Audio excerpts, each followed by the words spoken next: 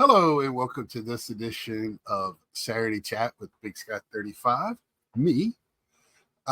Yeah, this is coming to you going to be late Saturday night. Uh Worked and then I just went game hunting and just hunting for hobbies, picking up stuff. I did pick up something really cool for my baseball. Uh so this is the see if I get the sticker off. This is the APBA, which I have cards for in my collection. I've never seen the game before. Saw this at a secondhand thrift store, picked it up. It looks like it's got everything.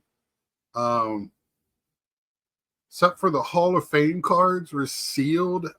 So I have to try to get that open without messing it up too much. All-time greats. I'm trying to see.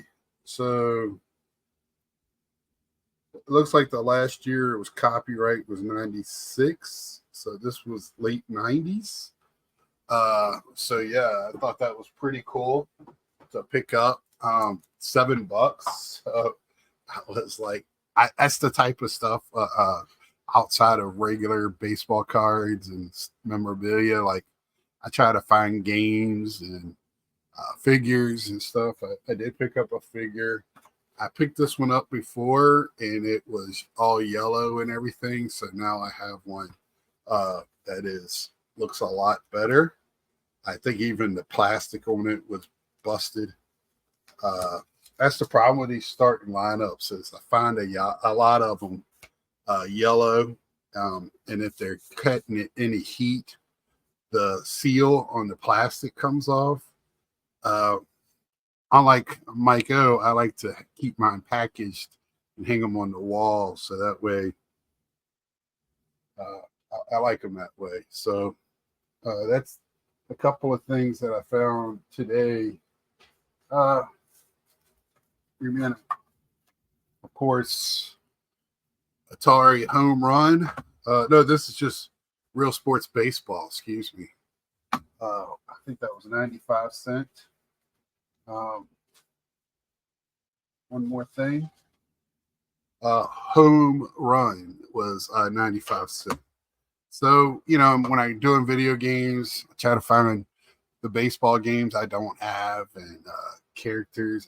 I did have the real-time baseball as a kid. I did not have Home Run, but I played it. My friend had it. There's not too many Atari games I didn't play. Somebody in the neighborhood had it. If it wasn't me, it was somebody else. Because the Atari system itself was pretty expensive at the period, but the games weren't too bad to get. Especially in the 80s when Nintendo came out and kind of the mini crash they had in the early 80s for gaming.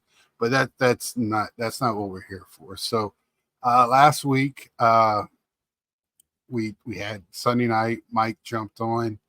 Again, man, thank you to everybody that comes on live. Man, y'all make that show so much better. I am just a pilot, and y'all are definitely taking control. I love it, and man, I hope we don't stop with that. And thank you for building that I feel like it's a good show every Sunday night. I didn't even have a real good topic last week, and we just, I everybody's like, hey, stay on over an hour if it, is working. And I feel like about an hour, I feel like it's starting to get stale. Like, and we went on for about an hour and 10 minutes last week, I think. I just start feeling like it's run out of gas sometimes. And, I'll stay on longer if we have plenty to talk about. We'll have some things definitely this week to talk about in the hobby, especially baseball. So me and my dad Monday chat. Please, if y'all don't mind, checking that out. Have some comments for us. My dad really, really enjoys doing that. It's just me and him having a conversation. It's what me and him have a Sunday conversation every week anyway. We record the baseball talk, and then we talk about solving the rest of the world's problems when we get done. So that's all that is, and it's kind of for me as well, something to hang on for future things. I like to do something with my mom as well. So she's had foot surgery, and I got to go this weekend, and maybe I'll record something. I don't know. So, because she's the one that really got me into collecting, not baseball, but just collecting. Period. She's the collector out of my parents. So nice to chat with her a little bit. Let's see. Wednesday had some pickups. Some Gary Carter's stuff I sold and bought those with basically. Got a couple of Gary Carter's. I have already picked up a Gary Carter for my PSA registry this week, so I'm adding another card to that. I was going to let's get into my goals and stuff. So that's where I'm leading into. So I was gonna send. I think I talked about it before. I got a coupon from PSA, $10 off a card. I was like, oh, that's pretty good. I'll send in. It was up to saving $100, so it was basically wanting you to send 10 cards in. So I got 10 cards. I still got them sitting right here for my registry. And then I looked at the price again, and I was like, it is still too expensive. It would have been $15 a card, and then $25, $30 to ship it coming back, not even going there. So I'm looking at least $30 round trip shipping, right? Because I'm not paying 25, I'm paying $5 to ship it there. Why it's $25, $30 to ship it back is beyond me. They could talk about insurance all they want. It ain't any more insurance. When I send it $5, I get $1,000 in insurance or whatever, or $500 in insurance automatically. United States Postal Service gives you $500 on those. And I've already talked, like I said before, I talked to a couple of the people that run those things, and it's nearly impossible to get that money if you lose your cards, because they can fork it up to anything, and it's almost impossible to get your money. So, and then you got to prove that whatever you shipped was $500. So good luck with that, unless you took pictures of it as you're packaging it and put it in there. So, I that's why I just think it's extra money grab for all these companies to do it, because it's not only them. I just sent 30 cards to CGC, and I literally just shipped it today. It was $5.65 for me to ship 30 cards. For me to get it back is $30. So almost over a tenth of my cost for getting them graded. Now it's dumb. I probably don't need to grade cards anyway. It's a silly investment. I should let other people grade cards and buy them from them. But I do. It's kind of addicting. That is the one thing I'm kind of addicted to in this, outside of buying the cards. And that's yeah. But CGC, I'm paying like $10 a card. So that's where it's better for me. I paid the thing. I split the cost with somebody else. And other people give me cards, reach out if you're looking to do CGC. I don't want to get crazy with it, but, I'm open to sending, I'm already sending whenever I get cards, I send them in. So I have to send 25 every time, but now I've been sending about 30 of me and my buddy Ryan, and just send in Dragon Ball Z, uh, Assassin's Creed, Magic the Gathering cards, and some Star Wars cards. So, um, yeah, excited to get those back. And I can send sports cards too. I can mix and match. That's not a big deal.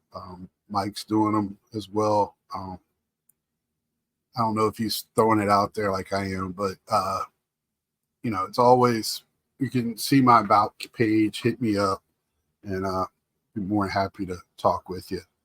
And my bouts are here on the YouTube is what I'm talking about. Let's see. So that's still with I've talked about it with before. I'm pretty much done grading with PSA, but I always put that but in the future there might be a time when I do, because it makes sense. If I do find one of my low numbered Pete Alonso 475s from 2019, it's going to go to PSA. I'll just pay the stupid the stupid prices for that. It'd be like probably $50 to ship to do one card for whatever reason. But that's just because I'm not a smart man. Let's see. And I'm just looking for Gary Carter's and Johnny Bench already graded in PSA now. That's where I'm at. Unless they come down, they're going to have to come down. I'm looking at $12 to $13. I was thinking, but they're like, oh well, 15 is only $2 more, Scott, than 13. Well, that's $20. That's buying cards. That's I would have had to spend $20 more than I was expecting to. So now I didn't pay any of it. I already bought me a Gary Carter, and I'll just use that and buy some Gary Carters already graded if I can find them. So that's kind of how I'm doing things with that. CGC is, I try to do non-sports because CGC has a name in non-sports. So if I do want to sell them, I'll have something for them. And I'm trying to do most of my sports stuff in SGC. I'm not the biggest fan of SGC holders. At first, the Tux was cool. I think it was because it was different. Sometimes colors pop. I have an order coming in with some yellow bordered cards, wrestling cards. They look really good. They also look good with the older looking, like Allen and Ginters and Gypsy Queens. Not as long as the Gypsy Queen ain't a dark border. I thought my Batman's popped in it. But I don't, their holders are bigger than everybody else's. And I have OCD when I'm storing. I put it out my PC is in alphabetical order in categories. So it doesn't matter that SGC's got to go with the PSA somehow. I have two row graded boxes of when I'm on 3 of Gary Carter's, and they're by year. So, but they're PSA, so they fit nicely. And I'm looking at, I would love to get a couple of those shelving units from BCW that me and Mike saw at the show for graded cards. They're about to make them. They got them for like regular cards, top loaders, magnets. All those fit raw. But they're in the process of making ones for graded cards. So that's something that interested me. It's a little pricey. I buy them when I can or whatever. But yeah, to get away from cardboard a little bit more and have something a little bit more sturdier to hold them. That's kind of where I'm at with that. I buy in non-sports, when I buy boxes, that's where I'm at. I'm having more fun opening up Disney Lorcana and Assassin's Creed than I would ever open on a box of cards right now. I have, I was looking for blasters of Star Wars today, couldn't find any in retail because the secondary market for hobby boxes is they doubled or over doubled in price. So that's I'm not doing that. Even though I like, so why I buy them. You might be going, why does he not just buy them singles? Well, because I like so many characters, and I get surprised about what characters are in there. And I yes, I collect stormtroopers and Darth Vader, but also like other characters as well. Um, I don't know if I'm digging the debut label they're putting on the cards. Uh, I don't think that is a necessary thing. I think Tops. Uh, Hopefully, I have Ed on tomorrow night to talk about this. I think the rookie card or first card of a non-sport personality is something that's being take people from sports cards are going into that market and they're trying to make that the same thing. And I think a lot of people that are in the non-sport, they collect character cards or personalities because they like that personality or character. Yes, they might try to find the oldest card or what is out there for that character, but autos, that stuff.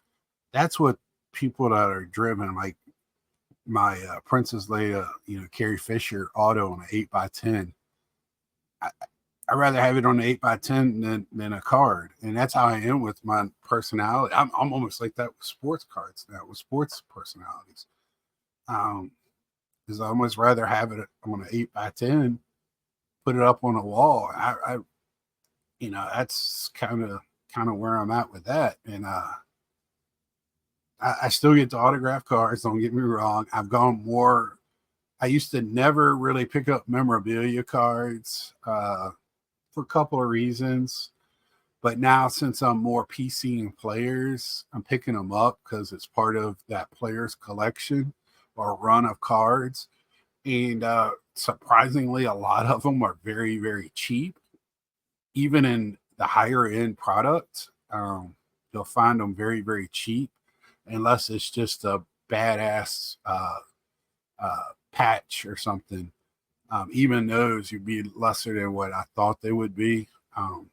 So that's why I'm going more into that route too. I mean, you saw the Gary Carter. It was a napkin card, but still, it was one I didn't have, and now it's in my collection. It's one more card.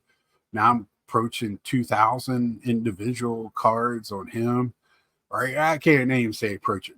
More like 1,750, I should say, on him. Which I'm happy to say that because a player in the 80s having that many cards, that means he's a Hall of Famer. He's one that people buy packs of cards for, or Tops wouldn't put them in the product still to this day. And I like the fact that, like this year, a couple of sets have him in Mets uniforms, a couple of sets have him in an Expos uniform. It even looks like one of the pictures is like from his last season as the Expos, his last season he played. Not a big fan of when they do like Mike Piazza in a Marlins jersey. I don't really think of Piazza that way. Maybe Marlins fans do. So I don't really care about Gary Carter in the Giants or Dodgers uniform. It's kind of like me with Griffey in the Reds or White Sox or Frank Thomas in the A's or Toronto. I'll pick them up if it's affordable and it's there. But I'd rather have Griffey in the Mariners, Frank Thomas in the White Sox. That's just how I feel about that. I don't know how other people feel. I'm hoping not to feel that way about Pete. I feel like I'm going to probably lean more that way, where I'll probably just try to pick up some of the major cards if he's not in a Mets uniform next year, just to keep my. But I'll go back and pick up as much as I can of Mets cards that I can of him, and really round out my collection as a Mets, because I'm not going to stop liking Pete. You know, even if he's a Yankee and when I watch him, I probably won't buy the cards because I can't. Yes, I bought some. I bought Dominguez rookie. I bought an Austin Wells rookie because I'm not stupid. I had Jeter, and I might get a flagship Pete because I always put that but. Always put that but there. But there's always going to be a but. So you know, that's where I'm at in my you know, trying to sell stuff, get rid of it, enjoy this hobby by really concentrating on the stuff that I really enjoy in the hobby, and stop worrying about the other noise, the other players. Uh, you know, I am enjoying this season, the milestones and things like that. But those players, you know, I have a Shohei, a couple of his rookies, but I'm selling all the rest. I don't need to have 400 Shohei Otanis. I don't need to have, you know, Dela Cruz. I have his rookie card. I have his first card. So I'm just putting them out there for sale, and I don't need 100,000 of them. They're not, you know, they're not a Met. They're not somebody I watch every day outside of highlights.